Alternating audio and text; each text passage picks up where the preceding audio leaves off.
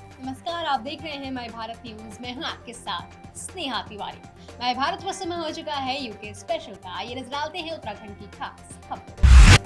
रुड़की के बीटीगंज में जैन धर्मशाला पहुंचे प्रदेश के पूर्व मुख्यमंत्री हरीश रावत ने व्यापारियों की समस्याओं को गंभीरता से सुना। इस दौरान पूर्व मुख्यमंत्री हरीश रावत ने बड़ी बेबाकी के साथ कहा कि कांग्रेस व्यापारियों की समस्या को लेकर बेहद गंभीर है और प्रदेश सरकार ने पहले भी व्यापारियों की समस्याओं को गंभीरता से लिया है। आगे हरीश रावत ने बीजेपी पर हमला बोलते हुए कहा कि बीजेपी सरकार ने इस देश और प्रदेश के विकास को पूरी तरह से ठप कर दिया है। आज किसान, व्यापारी और हर वर्ग के लोग बेहद परेशान हैं। रुड़की में मैं व्यापार जगत के लोगों से, उद्यमियों से बातचीत करने के लिए आया हूँ। पार्टी की तरफ से हम ये जानना चाहते हैं कि हमारे चुनाव घोषणा पत्र में वो क्या अपेक्षा करते हैं और 2022 से 2027 के बीच में उत्तराखंड के अंदर व्यापार और उद्योग जगत की उनकी क्या कल्पना है, क्या सोच है, उस पर मैं उनसे भेंट करने आया। कैंडिडेट मेरा ख्याल है हम दिसंबर के आखिर तक आचार संहिता लगने के साथ हम प्रक्रिया प्रारंभ कर रहे हैं। ये हरिद्वार तीर्थ स्थल है, तीर्थाटन के लिए लोग आते रहते हैं। सर, यहाँ की गुटबाजी कैसे खत्म कर पाएंगे? यहाँ के जो कांग्रेस में स्थानीय कार्यकर्ता गुटबाजी देखी जा रही है। जिस समय चुनौती आएगी सारे गुटके में बदल जाएंगे और कांग्रेस को मजबूती देंगे। सर, 2017 के जो चुनाव हुए थे उसमें टिकट दावेदारी को लेकर आपके ऊपर भी इस तरह के रोकते के टिकट बांटे गए आपके द्वारा? टिकट तो मैंने बांटे, सही या गलत जो भी है वो बांटे। क्या आप उस पर आपकी क्या दिलचस्पी है, मुझे बताइए। जो दिलचस्पी है मैं उसका उत्तर दे दूँ। मैं 2017 के चुनावों का पूरा पुलिंदा तो आपके सामने रख नहीं सकता। आपकी दिलचस्पी किसी विषय में हो तो मुझे पूछ लीजिए। आप कहाँ से चुनाव लड़ेंगे? लगातार डोई वाले के आप लगातार दौरे पर रहते हैं, डोई वाला से। मैं तो कई जगह जो है 2-2, 3-3 बार, कोटद्वार आज तीसरी बार जा रहा हूँ, तो इसका मतलब मैं कोटद्वार से भी लड़ूंगा, डोईवाला से भी लड़ूंगा, मैं देहरादून में भी गया हूँ, मैं कैंट में भी गया हूँ, रायपुर, तो कहाँ रहूँगा जी। मैं सब लोगों से जिसके वहाँ तकलीफ़ होगी, तकलीफ़ में किसी से मिलना राजनीतिक शिष्टाचार है, सामाजिक शिष्टाचार है और वो पार्टी के बंधन में नहीं होता शिष्टाचार। हमारा प्रतीक पत्र घर भी गए थे आज आप, मतलब जाने की तैयारी है, इस तरह तो कुछ है? आप आज मिर्च और लहसुन एक साथ खा के आए हैं। कृषि कानून रद्द किए जाने के बाद अब मठ मंदिर अधिग्रहण और उत्तराखंड में देवस्थानम बोर्ड को रद्द किए जाने की मांग जोर पकड़ने लगी है।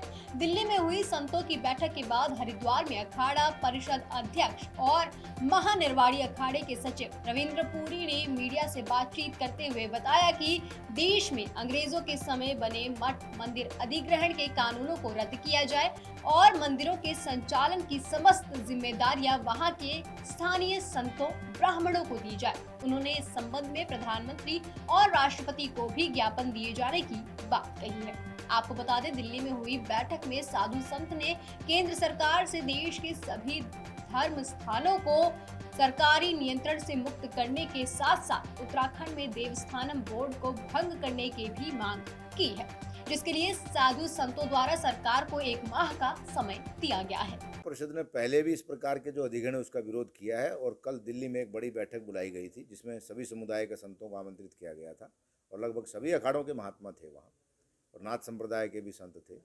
तो हम सब लोगों ने सामूहिक रूप से सरकार से ये मांग की है, जनता की सहमति से, कि जो भारत के विभिन्न राज्यों में कानून अंग्रेजों के समय के बने हुए हैं मंदिर मठ अधिग्रहण के, उनको तत्काल निरस्त किया जाए। संबंधित संप्रदाय के जो संत हैं या जो ब्राह्मणों की समितियां हैं या जो लोकल समिति हैं उनको उसकी व्यवस्था सौंपी जाए, क्योंकि वहाँ जो धन आ रहा है उसका दुरुपयोग हो रहा है और इसका समय हम लोग 1 महीने का दिए हैं, 25 दिसंबर तक। राष्ट्रपति जी और प्रधानमंत्री जी के नाम हम लोग ज्ञापन देंगे। उसके अलावा विभिन्न राज्य सरकारों को, संबंधित जो राज्य सरकार हैं, खास करके दक्षिण के राज्यों में एक बड़ा ही शर्म का विषय है, भारत का कोई भी ज्योतिर्लिंग ऐसा नहीं है जो सरकार के नियंत्रण में नहीं हो।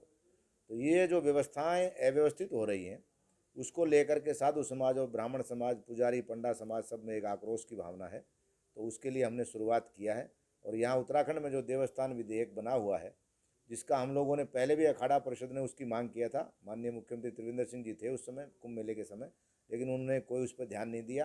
पुनः इन मुख्यमंत्री नए जो आए उनसे हमने मांग की, वहाँ के जो ब्राह्मणों की समितियाँ हैं उन्होंने मांग किया। अब उन्होंने 30 नवंबर तक का टाइम दिया है। अगर वो उसके बाद भी अगर कुछ नहीं करते हैं तो आने वाला जो विधानसभा सत्र है गैरसैंण में संबंधित पार्टियों के विधायक और जनता और वहाँ के जो ब्राह्मण समिति के लोग हैं उनको पूरा समर्थन अखाड़ा परिषद देगी। जैसा भी आंदोलन की रूपरेखा करेंगे हम लोग संपूर्ण आंदोलन के लिए उनके साथ तैयार रहेंगे। पूर्व मुख्यमंत्री हरीश रावत की अगुवाई में कांग्रेस कार्यकर्ताओं ने रुड़की के खानपुर में महंगाई, भ्रष्टाचार और बेरोजगारी को लेकर पदयात्रा निकाली। इस दौरान हरीश रावत ने बीजेपी के केंद्र और राज्य सरकार पर जमकर हमला बोला। उन्होंने कहा कि बीजेपी की केंद्र और राज्य की सरकारों की जन विरोधी नीतियों के चलते महंगाई लगातार लोगों की कमर तोड़ रही है। बीजेपी किसानों को बर्बाद करने पर तुली हुई है।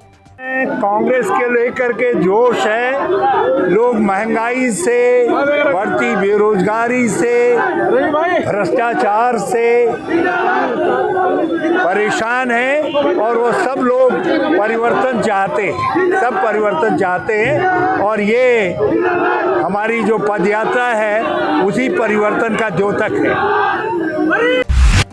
रुड़की में कांग्रेस के वरिष्ठ नेता और पूर्व राज्य मंत्री चौधरी आदित्य राणा ने प्रेस कॉन्फ्रेंस कर मंगलौर के विधायक काजी निजामुद्दीन पर जमकर निशाना साधते हुए कहा कि कार्यकर्ता के लिए संगठन सर्वोपरि है और विधायक काजी निजामुद्दीन संगठन में दरार डालने का काम कर रहे हैं, संगठन को कमजोर करने का काम कर रहे हैं। इसके साथ ही चौधरी आदित्य राणा ने मंगलौर विधानसभा से अपनी दावेदारी भी पेश की है। बीजेपी सरकार ने उत्तराखंड में शहीदों के नाम से 5वां धाम बनाने की घोषणा की है, जिसके निर्माण में शहीदों के घर आंगन की मिट्टी को शामिल किया जाएगा, जिसको लेकर पूरे उत्तराखंड में शहीद सम्मान यात्रा निकाली जा रही है और शहीद के घरों से मिट्टी उठाई जा रही है। इसी कड़ी में यात्रा नैनीताल के कालाठुंगी पहुंची, जहां 6 शहीदों के घर से आंगन की मिट्टी उठाई गई है। उत्तराखंड की खबरों में फिलहाल के लिए इतना ही। उत्तराखंड की लेटेस्ट खबरें देखने के लिए हमारे चैनल को लाइक करें, सब्सक्राइब करें, हमारे पेज को फॉलो करें और देखते रहें माय भारत न्यूज़।